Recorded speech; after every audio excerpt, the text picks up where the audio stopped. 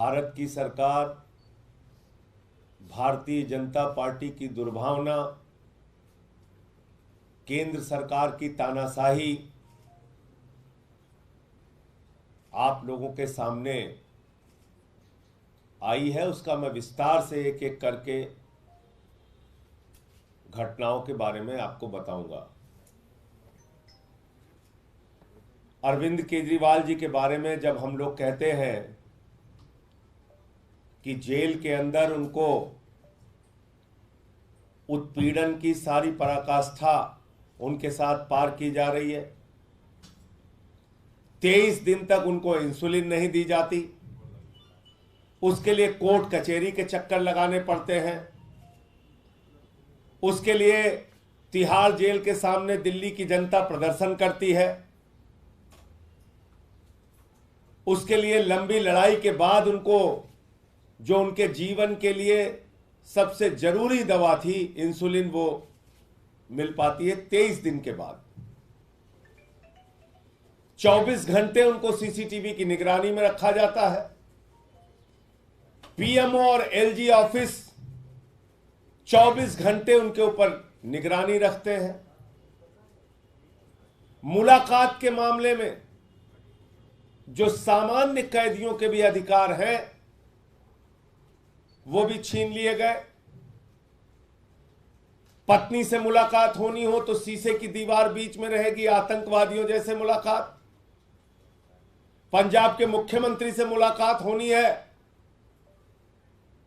तो जैसे बहुत बड़े अपराधी और माफिया से मुलाकात हो रही हो, शीशे की दीवार। मुझे मुलाकात करनी हो, मेरी मुलाकात कैंसिल। संदीप पाठक को मुलाकात करनी हो, संदीप पाठक की मुलाकात कैंसिल। आतिशी को मुलाकात करनी हो, आतिशी की मुलाकात कैंसिल। और अब सारी सीमाएं पार कर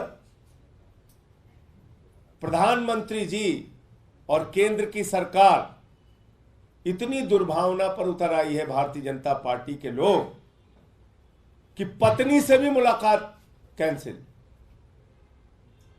आपने कभी ऐसा सुना है? पत्नी से मुलाकात कैंसिल। अरविंद केजरीवाल जी की मुलाकात सुनीता केजरीवाल जी से जेल के प्रशासन द्वारा कैंसिल कर दी गई। कोई नियम नहीं, कोई कानून नहीं, कोई ऐसा तरीका इनके पास नहीं कि जिससे वो पत्नी की मुलाकात कैंसिल कर सकें। पत्नी की मुलाकात कैंसिल कर दी। आपको याद होगा सौरभ भारद्वाज और आतिशी को एक साथ जाना था।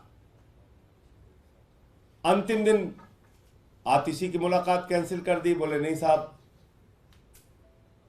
खाली सौरभ भारद्वाज जाएंगे। अब आतिशी को और सुनीता केजरीवाल जी को साथ जाना था तो सुनीता केजरीवाल जी की मुलाकात कैंसिल कर दी, जबकि बाकायदा मेल करके 27 तारीख को बताया गया कि सुनीता केजरीवाल जी और आतिशी एक साथ मुलाकात करने के लिए जाएंगे और जेल के नियमों के मुताबिक परिवार के 2 सदस्यों की मुलाकात होती है, या जिन लोगों के नाम दिए जाते हैं, जिन लोगों का नाम मुलाकाती सूची में होता है, उनमें से 2 लोग एक साथ मिल सकते हैं। यह जेल का नियम कहता है। क्या अरविंद केजरीवाल से इतनी दुर्भावना है, इतना डर लगता है, इतने आप लोग साजिश पर उतर आए हैं कि आप उनकी पत्नी की मुलाकात कैंसिल कर देंगे? अपने परिवार से वो नहीं मिल सकते? जिन लोगों के नाम मुलाकाती सूची में कोई भी बंदी, सामान्य से सामान्य कैदी हो, जितने लोगों का वो नाम देता है, उसमें से 2 लोगों की मुलाकात, जब मुलाकात होती है हफ्ते में 2 बार, तो 2 लोगों की एक साथ मुलाकात होती है। आपने सारे नियम कानून सबको ताक पे रख के कह रहे सिर्फ हम एक आदमी से मिलवाएंगे। एक 3 बार के निर्वाचित मुख्यमंत्री, दिल्ली के मुख्यमंत्री को आपने जेल के अंदर सामान्य कैदियों के भी अधिकार छीन लिए। जो एक सामान्य कैदियों को अधिकार है, वो अधिकार भी आज अरविंद केजरीवाल के पास नहीं है। अगर उनकी पत्नी उनसे नहीं मिल सकती तो ऐसा तो अंग्रेजों के राज में भी नहीं हुआ। शहीद आजम भगत सिंह के परिवार के लोगों को भी उनसे मिलने की इजाजत थी, अंग्रेजों के राज में भी। लेकिन ये तानाशाही का राज है, भाजपा का राज है, प्रधानमंत्री मोदी का राज है, जहां पर एक पत्नी को अपने पति से मुलाकात करने की इजाजत नहीं है, जहां पर एक पत्नी को अपने पति का हालचाल लेने की इजाजत नहीं है, जहां पर एक पत्नी को अपने पति के मिलकर परिवार के बारे में बताने की, पिता की, माँ की, बच्चों की हालत बताने के बारे में इजाजत नहीं है। तो ये जानकारी आपके सामने देनी थी कि दुर्भावना और नफरत में देश के प्रधानमंत्री और उनकी पार्टी इतने आगे बढ़ गई है कि सारे नियम कानून को ताक पर रखकर जो अंग्रेजों के राज में नहीं हुआ वो भी इस राज में हो रहा है। सुनीता केजरीवाल जी की मुलाकात अरविंद केजरीवाल जी से कैंसिल कर दी गई है। सर, तिहाड़ जेल प्रशासन का इस पर रिप्लाई आया है। उन्होंने कहा है कि पहले आज आतिशी मिलने जा रही है, उसके बाद भगवंत मान जी मिलेंगे। इन दोनों मुलाकातों के बाद सुनीता केजरीवाल जी को मिलने दिया जाएगा। कोई मुलाकात ऐसी रद्द करने की कोई नहीं है। मुझे आप एक चीज बताइए, 27 तारीख को जब हमने इन्फॉर्म कर दिया कि आतिशी जी और सुनीता केजरीवाल जी मुलाकात करने जाएंगी, और जो सूची है, मुलाकातियों की सूची है जो मुख्यमंत्री ने खुद दिया है, और किसी भी कैदी को देने का अधिकार होता है 10 लोगों का नाम, उसमें इन दोनों का नाम है, तो फिर किस आधार पे आपने कैंसिल कर दिया? पहले इसका जवाब दीजिए ना। जब 2 लोगों की मुलाकात एक साथ कराई जाती है, किसी की भी, किसी सामान्य से सामान्य कैद, मैं तो एक बार आपको बता चुका हूं कि ये तो वो जेल है जहां पर देश के बहुत बड़े अपराधी की मुलाकात उसके परिवार से, उसकी पत्नी से बैरक में होती है। उसकी बहुत बड़े अपराधी की मुलाकात, उसके वकील की मुलाकात उसके बैरक में होती है। अरविंद केजरीवाल तो 3 बार के निर्वाचित मुख्यमंत्री हैं, मौजूदा मुख्यमंत्री हैं, उनकी पत्नी को आप नहीं मिलने देंगे? दुनिया भर की दलीलें और सफाई दे रहे हैं आप। किस नियम के तहत आपने रोका?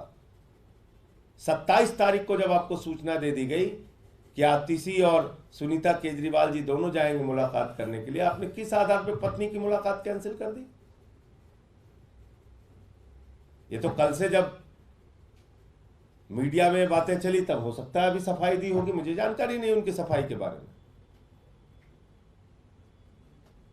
इसलिए जब हम लोग कहते हैं, और किस प्रकार की घटनाएं हुई हैं पिछले दिनों जेल के अंदर, कहीं हत्या हो रही है, कहीं मारपीट हो रही है, कहीं सर फोड़े जा रहे हैं, और आप ऐसे में परिवार से भी नहीं मिलने दे रहे हैं।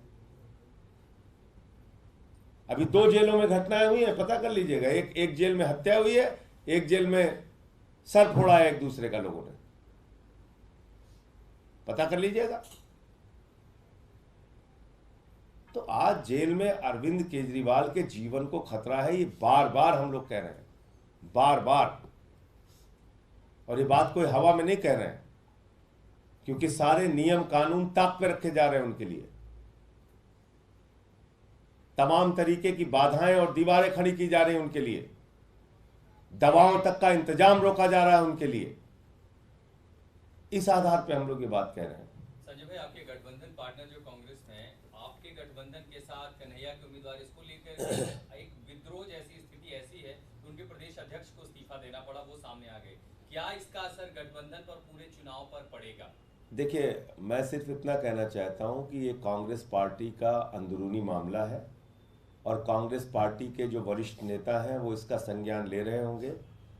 और कल जैसा मैंने पढ़ा कि कांग्रेस के राष्ट्रीय अध्यक्ष मल्लिकार्जुन खड़गे जी ने कुछ नेताओं को जिम्मेदारी दी है कि जो लवली जी का इस्तीफा है उस पर बातचीत करके इसका कोई समाधान निकालें, तो हमें प्रतीक्षा करनी क्या चाहिए। गठबंधन पर किसी तरह का खतरा है इस तरह की विवाद की स्थिति होने के देखिए, बाद? ये चुनाव जनता लड़ रही है, दिल्ली में भी और देश में भी, और दिल्ली की जनता का एक सबसे बड़ा मुद्दा है उनके बेटे को, उनके भाई को, दिल्ली के बेटे को, जिसने बिजली, पानी, शिक्षा, चिकित्सा, बुजुर्गों की तीर्थ यात्रा से लेकर माताओं बहनों के लिए बस की फ्री यात्रा तक का इंतजाम किया, उसको जेल में डाल दिया गया है। तो लोग तो मन बना चुके हैं कि जेल का जवाब हम वोट से देंगे। एक ऐसा मुख्यमंत्री जो दिन रात समर्पित भाव से दिल्ली के लोगों की सेवा कर रहा था, उसको आपने पकड़ के जेल में डाल दिया। इसको लेके लोगों में गुस्सा है, आक्रोश है, और जेल का जवाब जनता वोट से देगी। 7 की 7 सीटें इंडिया गठबंधन जीतेगी, मैं ये बात कह सकता हूं। आरएसएस रडार पर रहते विपक्ष के आरक्षण को लेकर मोहन भागवत का बयान सामने आया है।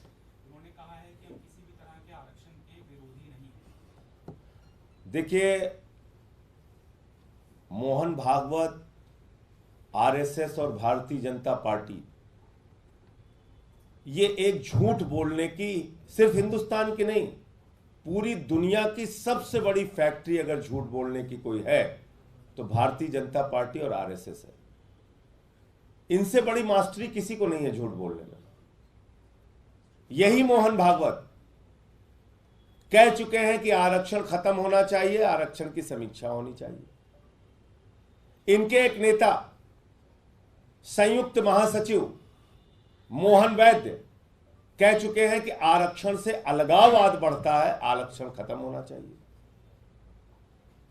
उत्तर प्रदेश के अंदर 69,000 शिक्षक भर्ती में ओबीसी का आरक्षण मारा गया।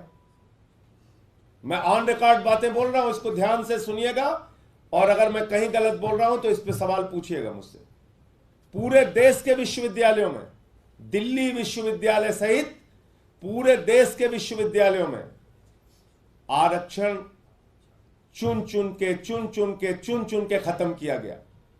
कहीं 1 पोस्ट निकाली गई, कहीं 1.5 पोस्ट निकाली गई, कहीं 2 पोस्ट निकाली गई, आरक्षण को खत्म किया गया। यह पिछले 10 साल में हुआ है।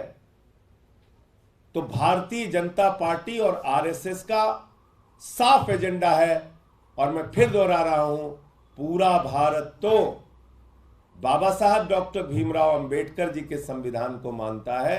भारतीय जनता पार्टी भागवत के संविधान को मानती है, और भागवत का संविधान कहता है, नागपुर का संविधान कहता है आरक्षण देश में खत्म होना चाहिए।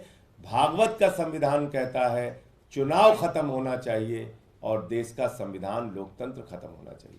इसके उदाहरण दे रहा हूं मैं आपको। अब आपने मुद्दा छेड़ दिया तो पूरी बात सुनिए। चुनाव खत्म करने की बात मैं क्यों कह रहा हूं? अमित शाह जी ने कहा 50 साल देश के ऊपर राज करेंगे। क्या फार्मूला है भाई आपके पास? 50 साल देश के ऊपर राज करेंगे? वही फार्मूला है जो सूरत में हुआ, जो चंडीगढ़ में हुआ, जो मध्य प्रदेश में हुआ, जो कर्नाटक में हुआ, जो महाराष्ट्र में हुआ, जो उत्तराखंड में हुआ, जो अरुणाचल में हुआ। पिछले 10 साल में 7 सरकारें आपने गिराई, चुनाव को खत्म किया, खरीद फरोख्त के जरिए आपने सरकारें बनाई। इस चुनाव में तो आप खुल के सामने आ गए।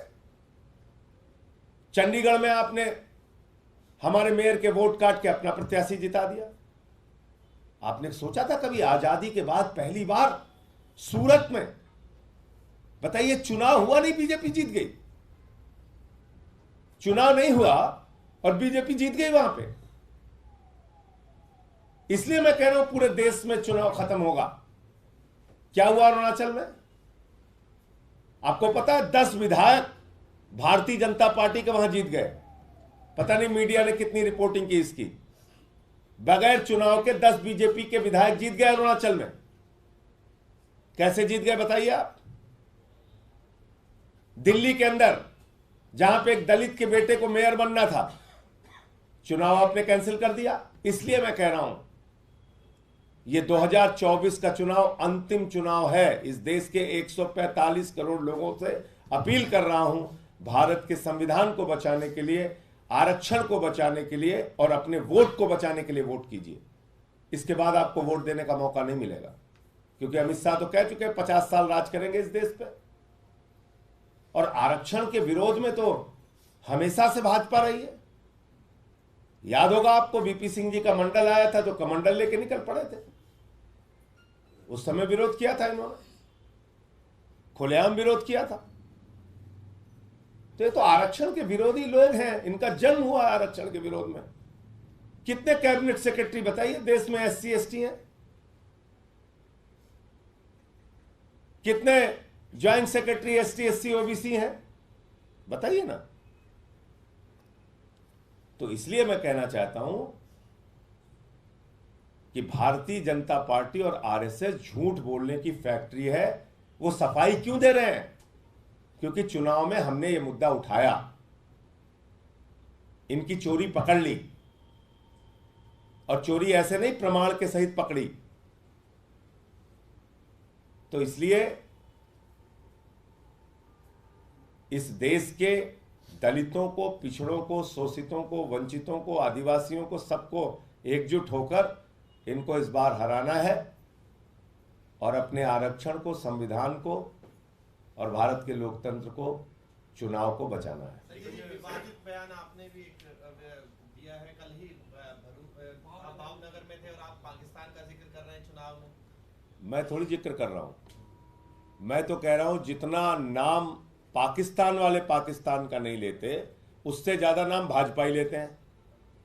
भाई 10 साल हो गया तुम्हें राज करते हुए इस देश के ऊपर, अपना रिपोर्ट कार्ड दो ना। आप बिजली पे बताओ, पानी पे बताओ, रोजगार पे बताओ, महंगाई पे बताओ, किसानी पे बताओ, पक्के मकान पे बताओ, काला धन पे बताओ, क्या किया तुमने 10 साल में। तो मैंने ये कहा कि अगर हम लोगों को तो डर नहीं लगता पाकिस्तान से, इस देश के 145 करोड़ लोगों को डर नहीं लगता पाकिस्तान से, लेकिन जिस भाजपाई को डर लगता है पाकिस्तान से, दिन रात पाकिस्तान पाकिस्तान से हम लोगों को डराते रहते हैं, वो पाकिस्तान चले जाए। मैंने यही बात बोली, हमें नहीं डर लगता। अगर भाजपाइयों को डर लगता है तो जाओ पाकिस्तान, वहीं रहो तुम, दिन रात पाकिस्तान पाकिस्तान गाते रहते हो। ये मैंने बोला। ये भी कहा जा रहा है कि जो आरक्षण को लेकर गलत चीजें प्रचारित की जा रही हैं, जिसमें गृह मंत्री का एक वीडियो भी कहा गया है, FIR होंगी पूरे देश भर में, और आप भी। गृह मंत्री के वीडियो के बारे में मुझे जानकारी नहीं है। मैंने जो वीडियो यहां आपके लोगों के सामने दिखाया था, बोलिए फिर से दिखा दूं। मोहन भागवत ने क्या कहा है, मोहन वैद्य ने क्या कहा है, क्या कहा, क्या हुआ उत्तर प्रदेश में 69,000 शिक्षक भर्ती में, क्या हुआ देश के विश्वविद्यालयों में, आप बोलिए उसका आंकड़ा जो मैं आपके सामने रख सकता हूं, प्रमाण के सहित रख देता हूं। पूछ लीजिए कितने cabinet secretary ST SC OBC हैं, पूछ लीजिए कितने joint secretary ST SC OBC हैं, तमाम सत्ता प्रतिष्ठानों पे आपने किसको बिठा रखा है। तो इसलिए मैं फिर दोहरा रहा हूं, भारतीय जनता पार्टी और RSS झूठ बोलने की फैक्ट्री है। इनकी बातों पे यकीन मत कीजिए। आज वो सफाई सिर्फ इसलिए दे रहे हैं कि चुनाव है और हमने उनकी चोरी पकड़ ली है। 100% संविधान खत्म करेंगे, चुनाव खत्म करेंगे, आरक्षण खत्म करेंगे, 100%।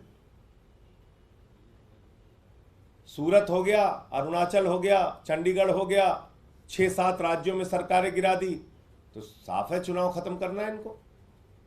अमित शाह तो कह ही रहे हैं कि 50 साल राज करेंगे इस देश पे।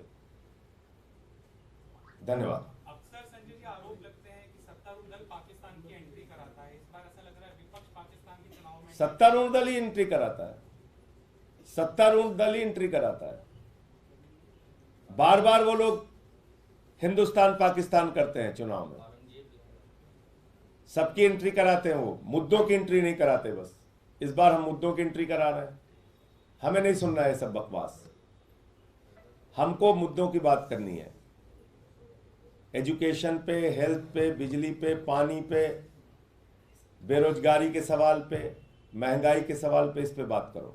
संजय जी, लवली कांग्रेस का अंदरूनी मामला हो सकता है, लेकिन उन्होंने इस्तीफा दिया, उसमें कारण पूरी तरीके से आम आदमी पार्टी को बताया, कि नीतियों पर सवाल उठाया, प्रोपेगेंडा बताया है और कहा कि शीला दीक्षित के समय में जो इस्तीफा दी उससे वर्स अभी कंडीशन है। नहीं, ये आम आदमी पार्टी से तालमेल, देखिए मैं कोई झूठी बात नहीं करूंगा, और जिस आदमी की जो अच्छाई बुराई होती है उसको मानना चाहिए कैमरे के सामने भी। मैं जिम्मेदारी से कह रहा हूं, आम आदमी पार्टी से समझौता कराने में लवली जी की बहुत महत्वपूर्ण भूमिका रही है। अब किस कारण से अभी वो बोल रहे हैं मैं नहीं जानता, तो इसका श्रेय उनको भी जाता है। मैं तो उनको धन्यवाद दूंगा कि इंडिया गठबंधन को यहाँ पर बनाने में उनकी महत्वपूर्ण भूमिका रही है, और मैं उनको इस बात के लिए भी धन्यवाद दूंगा कि मुख्यमंत्री की जब गिरफ्तारी हुई थी सबसे पहले पहुंचने वाले नेताओं में वो थे। अब वो किस कारण से बात बोल रहे हैं वो तो वही बता सकते हैं। परिवर्तन क्यों हुआ, क्यों लग रहा है? अब मैं इसमें कोई टिप्पणी नहीं करूंगा।